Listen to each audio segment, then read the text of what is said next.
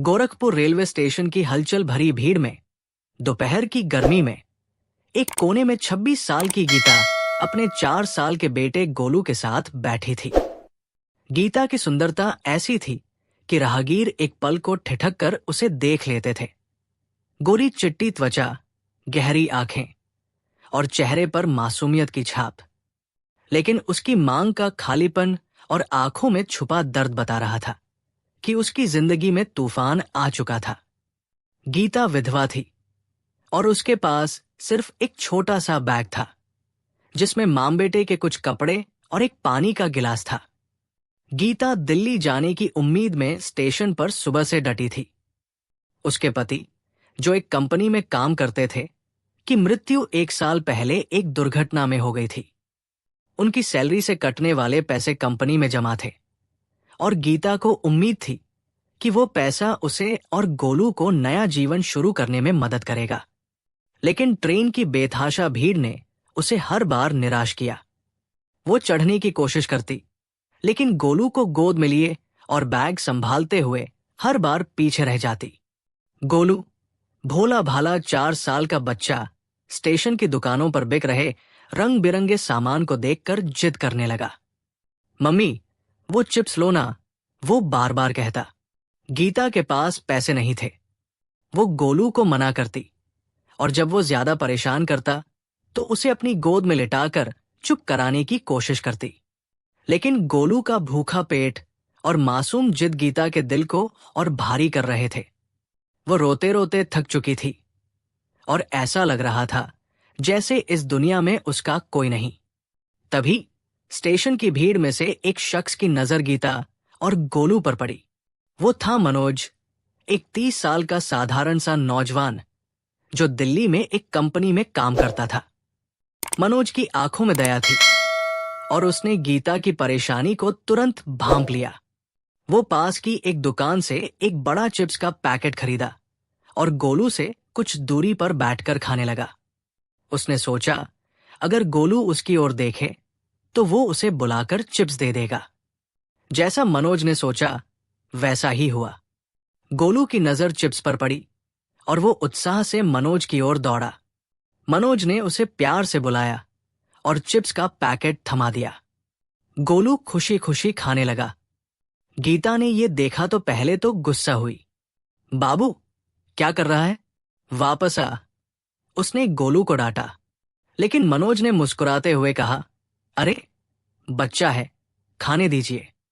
गी ने गोलू को वापस बुलाया, लेकिन मनोज ने पास की दुकान से फ्रूटी, चॉकलेट और बिस्किट का एक थैला भरकर लाया और गोलू को दे दिया। गोलू खुशी से उछलने लगा, अपनी मां को सामान दिखाने लगा। गीता गुस्से में मनोज की ओर बढ़ी। भैया, आपने इतना सामान क्यों दे दिया? बच्चे तो जिद करते हैं। मनोज ने शांत स्वर में जवाब दिया, बच्चे तो बच्चे होते हैं, आप भी खा लीजिए। वैसे आप कहाँ जा रही हैं? गीता ने बताया कि वो दिल्ली जा रही है, अपने पति के कंपनी में फंसे पैसे लेने। मनोज ने पूछा, कौन सी ट्रेन? गीता ने कहा, कोई भी ट्रेन, बस दिल्ली पहुंच जाओ। मनोज ने मुस्कुराते हुए कहा, मैं भी दिल्ली जा रहा हूं। मेरी टिकट वैशाली एक्सप्रेस में 3rd AC में कंफर्म है, मेरे साथ चलिए। गीता हिचकिचाई, लेकिन गोलू और मनोज की दोस्ती देखकर उसका मन थोड़ा हल्का हुआ। ट्रेन आई और मनोज ने गोलू को गोद में उठाकर गीता को पीछे आने को कहा। 3rd AC के डब्बे में घुसते ही गीता चौंक गई। अरे, यहां तो इतनी ठंड है। मनोज हंस पड़ा, ऐसी डब्बा है, पहली बार बैठी है क्या? गीता ने शर्माते हुए कहा, हाँ, मैंने तो सुना था, पर कभी देखा नहीं। दोनों एक सीट पर बैठ गए। गीता का टिकट जनरल का था, लेकिन मनोज ने उसे अपनी सीट पर जगह दी। आसपास के लोग उन्हें देखकर तरह तरह के कयास लगाने लगे।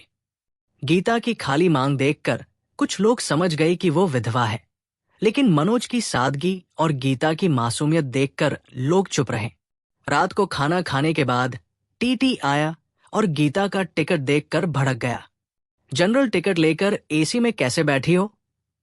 मनोज ने तुरंत हस्तक्षेप किया, सर, इनका टिकट बना दीजिए, जो पैसा बने बता दीजिए।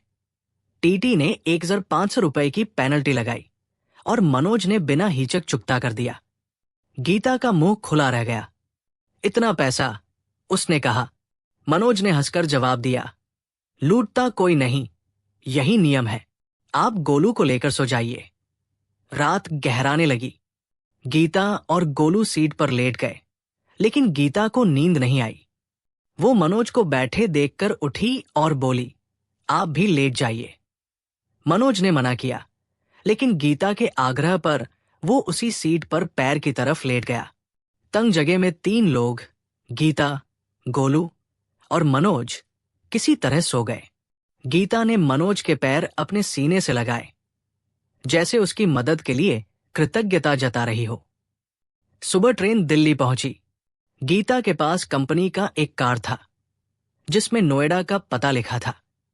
मनोज ने कहा, नोएडा अकेले जाना मुश्किल है, मैं साथ चलता हूं। गीता की आंखें नम हो गई। आप इतना क्यों कर रहे हैं? अगर पैसा मिला तो मैं आपका पैसा लौटा दूंगी। मनोज ने हंसकर कहा, पैसों की बात मत करो, वरना मैं नहीं जाऊंगा। नोएडा की कंपनी में पहुंचकर गीता को झटका लगा। अकाउंट डिपार्टमेंट ने बताया कि उसके पति ने नॉमिनी में अपने पिता का नाम लिखा था और 7 से 8 लाख रुपए सिर्फ उनके ससुर को मिल सकते थे। गीता सन्न रह गई। उसने बताया कि उसकी शादी को 6 साल हुए, लेकिन पति ने नॉमिनी नहीं बदला। मनोज ने गीता के ससुर को फोन किया, लेकिन जवाब में ससुर ने साफ मना कर दिया। मेरा बेटा नहीं रहा तो बहू से क्या मतलब? और उस बच्चे से भी कोई मतलब नहीं। हमारे पास और नाती पोते हैं।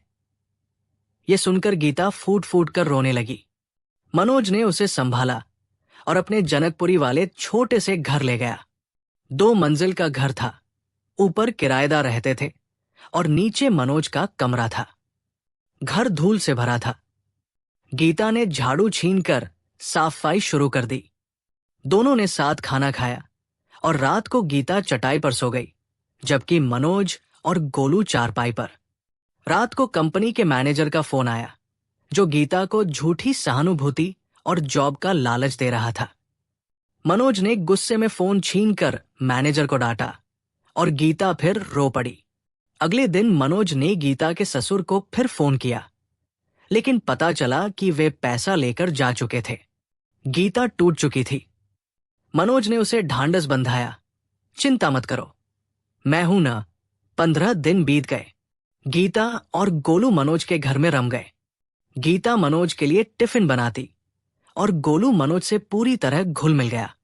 एक रात जब गोलू सो गया, गीता ने मनोज से पूछा, आप हमें कब तक बोझ बनने देंगे? मनोज ने जवाब दिया, तुम चली जाओगी तो मैं कैसे रहूंगा? गीता की आंखें डबडबा गई। उसने कांपते होठों से कहा, आपके बिना मैं जी नहीं पाऊंगी। मनोज ने उसे गले लगाया और दोनों की आंखों से आंसू बहने लगे। मनोज ने अपने माता पिता को सारी बात बताई। वे खुशी खुशी इस रिश्ते के लिए राजी हो गए। अगले दिन मनोज और गीता मंदिर गए। मनोज ने भगवान को साक्षी मानकर गीता की मांग में सिंदूर भरा। उस रात गीता को चटाई पर नहीं, मनोज के साथ चारपाई पर जगह मिली। आज मई 2025 में गीता, मनोज और गोलू एक खुशहाल परिवार है। गीता ने मनोज के साथ मिलकर एक छोटी सी दुकान शुरू की और गोलू स्कूल जाने लगा।